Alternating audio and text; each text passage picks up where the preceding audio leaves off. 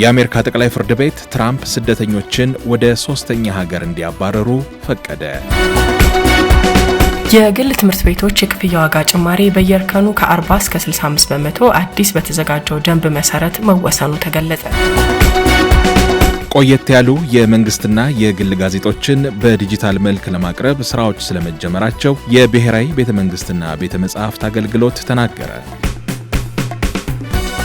ጤና ይስጥልን። ከላይፍ ሚዲያ ያስተዋወቅናችሁ መረጃዎች ልናቀርብላችሁ ነው። ላይፍ ሚዲያ ለኑሮና ህይወታችሁ ጠቃሚ የሆኑ መረጃዎችን ያቀርባል። ላይክ፣ ሼር እና ሰብስክራይብ በማድረግ መረጃው ብዙዎች ጋር እንዲደርሱ እንድታደርጉም እንጠይቃለን። የአሜሪካ ጠቅላይ ፍርድ ቤት የፕሬዝዳንት ትራምፕ አስተዳደር ስደተኞችን ከሀገራቸው ባለፈ ወደ ሶስተኛ ሀገር ማባረር እንዲችል ፍቃድ ሰጠ።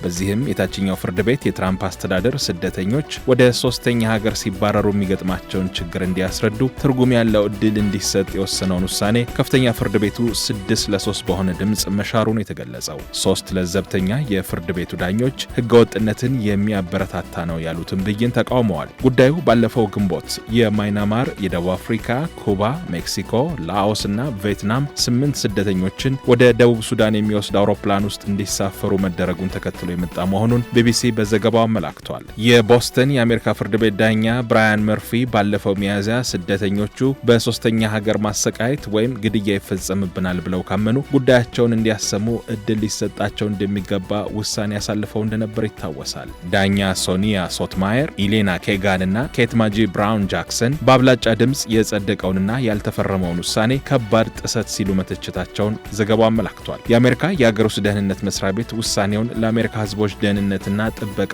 ድል ነው ያለ ሲሆን የተቋሙ ቃል አቀባይ ትሪሺያ ማክሊን ስደተኞቹን የሚያባርሩ አውሮፕላኖች ያሟሙቁ ሲሉ ከውሳኔው በኋላ ተናግረዋል። የትራምፕ አስተዳደር 8 ስደተኞች በአሜሪካ ግድያ፣ እሳት ቃጠሎና በጦር መሳሪያ ዝርፊያን ጨምሮ አስከፊ ወንጀሎችን የፈጸሙ ናቸው ብሏል። የስደተኞቹ ጠበቃ ለጠቅላይ ፍርድ ቤቱ ባስገቡት ማመልከቻ አብዛኞቹ ስደተኞች ወንጀለኛ ተብለው የተፈረደባቸው አይደሉም ብለዋል። ከሳሾቹን የወከለው ብሔራዊ የኢሚግሬሽን ሙግት ትብብር የፍርድ ቤቱን ውሳኔ አስፈሪ ሲል የጠራው ሲሆን የትብብሩ ስራ አስፈጻሚ እንዳሉት የፍርድ ቤቱ ውሳኔ ደንበኞቻቸውን ለስቃይና ሞት ያጋለጠ እንደሆነ ተናግረዋል። ትራምፕ ጉዳዩን ወደ ጠቅላይ ፍርድ ቤት የወሰዱት የታችኛው ፍርድ ቤት የወሰነውን ባለፈው ወር የቦስተን ይግባኝ ሰሚ ፍርድ ቤት ውሳኔውን ባለመቀልበሱ ነው። በባይደን የተሾሙት ዳኛ ብራያን መርፊ የአሜሪካ መንግስት ስደተኞች ወደ ሶስተኛ ሀገር ሳያባረር የአሜሪካ የጦር ሰፈር ባለበት ጅቡቲ እንዲያቆዩ ጠይቀዋል። ባለፈው ወር ጠቅላይ ፍርድ ቤቱ 350,000 ስደተኞች ላይ ተጽዕኖ የሚያሳርፍና ለቬኔዙዌላ ዜጎች ተሰጥቶ የነበረውን ጊዜያዊ ጥበቃ እንዲነሳ ውሳኔ አሳልፏል። በሌላ ውሳኔ ባለፈው ግንቦት ወር ግማሽ ሚሊዮን ለሚሆኑ የኩባ፣ ሄቲ፣ ኒካራጓና ቬኔዙዌላ ስደተኞች ለ2 ዓመት በአሜሪካ ሲቆዩ የሚሰጣቸውን የሰብአዊ ድጋፍ ፕሬዝዳንቱ በጊዜያዊነት እንዲያቋርጡ መወሰኑ ይታወሳል ሲል የዘገበው አሃዱ ነው።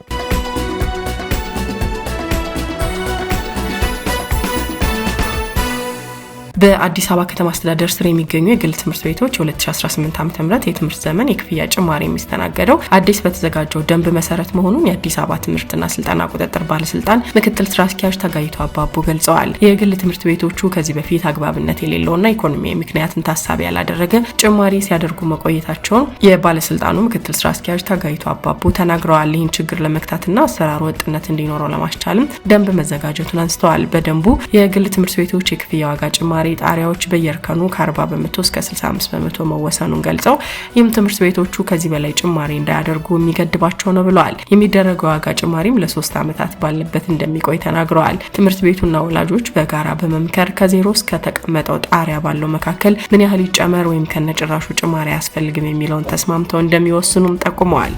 ትምህርት ቤቱና ወላጆች የትምህርት ጥራትን ለማረጋገጥ በሚያስችል መልኩ ታዛቢዎችን በመመደብ ውይይት ካደረጉ በኋላ ወላጆች የሚወስኑት ውሳኔ እንደሚጸድቅም ገልጸዋል።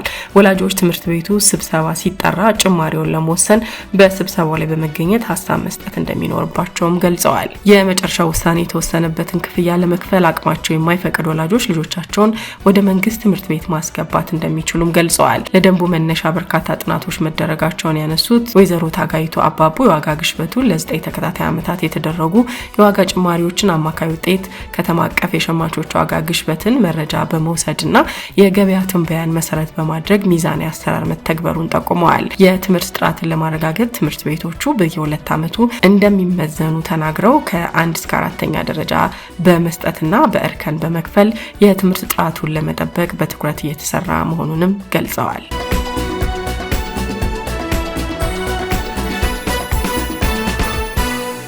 በኢትዮጵያ ውስጥ የሚገኙ የመንግስትና የግል ጋዜጦችን በዲጂታል አማራጮች ለማቅረብ ስራዎች ስለመጀመራቸው የብሔራዊ ቤተ መዛግብትና ቤተ መጻሕፍት አገልግሎት ወመዘክር ተናገረ። ይህም የሆነበት ምክንያት በአሁኑ ወቅት አብዛኛው ሰው የዲጂታል መንገዶችን የመጠቀም ፍላጎቱ እየጨመረ መምጣቱን ተከትሎ ጠቃሚ የሆኑ ጽሑፎችን በተለያዩ አማራጭ ለህዝብ ማቅረብ አስፈላጊ በመሆኑ እንደሆነ በአገልግሎቱ የባህረ ጥበባት ባለሙያ እንግዳ ወርቅ ቢያዝን ገልጸዋል። መጽሐፍትን በዲጂታል መልክ ከማቅረብ ጋር በተያያዘ በቤተ መጻሕፍቱ ከሚገኙ ውስጥ 90% የሚሆኑ መጽሐፍቶች በዲጂታል መልክ ተዘጋጅተው መቅረባቸውን ገልጸው በዛ መልክ ሳይዘጋጅ የቀሩት ጋዜጦች ብቻ ስለመሆናቸው ተናግረዋል። በመሆኑም ሁሉንም አይነት ጋዜጦችን በዲጂታል መልክ ለማዘጋጀት በተጀመሩ ስራዎች ውስጥ የአዲስ ዘመን ከ1934 ዓ.ም ጀምሮ ያሉ እትሞች በቀዳሚነት እየተሰራባቸው እንደሚገኝ አስታውቀዋል። በዚህ መሰረት በቅርብ ጊዜ ውስጥ ተጠናቆ እንደሚያልቅ የገለጹት ባለሙያዋ ማንኛውም ሰው በቤተ መጻሕፍቱ ግቢ ውስጥ በመግባት ባለው የኢንተርኔት አገልግሎት ብቻ በመጠቀም ማንኛውም አይነት መጽሐፍ ማንበብ እንደሚችል ገልጸዋል። በሌላ በኩልም ከዲጂታሉ ባሻገር በወረቀት የሚታተሙ መጽሐፍትን የማንበብ ልምድ ለማዳበር ብዙ ጊዜ ከአዲስ አበባ ውጭ ጭምር በክልል ከተሞች በመሄድ የንባብ ሳምንቶች እየተዘጋጁ ስልጠና እየተሰጠ መሆኑንም አንስተዋል። በተጨማሪም የተለያዩ ጥናትና ምርምሮች እየተሰሩ እንደሚገኝ የገለጹ ሲሆን በተለይም ወደ ጋራ መኖሪያ ቤቶች በየ15 ቀኑ በመሄድ የሚያስፈልጋቸውን የመጽሐፍ አይነትና የባለሙያ ድጋፍ እንደሚደረግ አስታውቀዋል ሲል አሃዱ ዘግቧል። ከላይፍ ሚዲያ ለዕለቱ ያዝናቸው መረጃዎች እነዚህ ነበሩ። ማንኛውም አስተያየትና ጥያቄዎቻችሁን በኮሜንት መስጫው ስር አስቀምጡልን። ሰብስክራይብ፣ ላይክ እና ሼር አድርጉ።